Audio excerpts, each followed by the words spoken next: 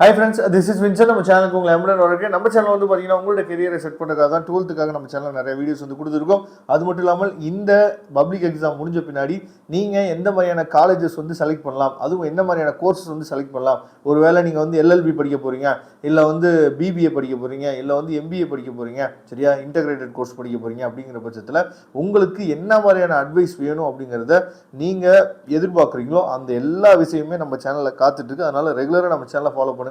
முக்கியமாக நீங்கள் பண்ண வேண்டிய விஷயம், அதாவது நம்ம சேனலை சப்ஸ்கிரைப் பண்ணி வச்சுங்க.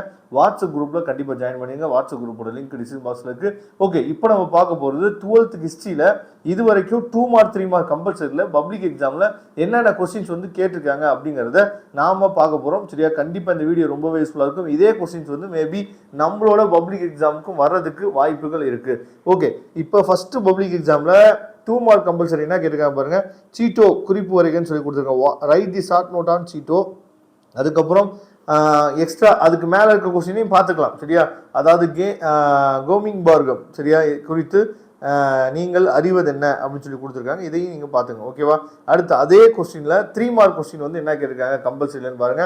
ஐரோப்பிய ஒன்றியம் குறிப்பு வரைக, யூரோப்பியன் யூனியன் பற்றி எழுத சொல்லியிருக்காங்க. அதுக்கப்புறம் இந்தோனேசியா விடுதலைக்கு சுகர்னோ ஆற்றிய பங்கினை மதிப்பிடுகன்னு சொல்லி கொடுத்துருக்காங்க. அதையும் பார்த்துங்க. ஓகேவா, அடுத்த பப்ளிக் எக்ஸாமில் முதல் உலகப் போரில் பங்கு பெற்ற மைய நாடுகளின் பெயர்களை எழுதுக. சரியா, அதுக்கப்புறம் மூனிச் ஒப்பந்தத்தின் கூறுகள் யாவைன்னு சொல்லி கொடுத்துருக்காங்க. Munich argument. சரியா, அதை தெளிவாக பார்த்துங்க. அதுக்கப்புறம் அதுலேயே 3 மார்க் கொஸ்டின்ஸ் எடுத்துட்டீங்கன்னா 2ஆம் உலகப் போரின் முக்கிய விளைவுகளை முன்னிலைப்படுத்துக. சரியா, highlight the important results of second world war. அதுக்கப்புறம் 5 ஆண்டு திட்டங்களை சாதனைகளை குறிப்பிடுக. ரைட் அச்சீவ்மெண்ட் தி, அதாவது what are the achievements of 5-year plan. இதை தெளிவாக பார்த்துங்க. அதுக்கப்புறம் அடுத்து 3 மார்க் கொஸ்டின் எடுத்துட்டோம்னா மவுண்ட் பேட்டன் திட்டம் குறித்து எழுதுகன்னு சொல்லி கொடுத்துருக்காங்க. நெக்ஸ்ட்டு 2 மார்க் கொஸ்டினில் கம்பல்சரி எடுத்துட்டோம்னா ரூசோ எழுதிய சமூக ஒப்பந்தம் சரியா என்னும் நூலின் புகழ்பெற்ற தொடக்க வரியை எழுதுக. ஓகேவா, அதுக்கப்புறம் சில கொஸ்டின்ஸ் வந்து பார்த்துக்கலாம்.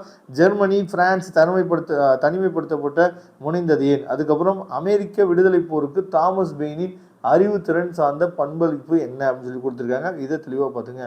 இதோட பிடிஎஃப் லிங்க் நான் டிஸ்கிரிப்ஷன் பாக்ஸில் கொடுத்துருக்கேன், எடுத்து யூஸ் பண்ணுங்க. தேங்க்யூ. நம்ம நெக்ஸ்ட் வீடியோ பார்க்கலாம். அதுவரை உங்களுக்கு விடைபெறுவது உங்கள் நண்பன் வின்சன். தேங்க்யூ.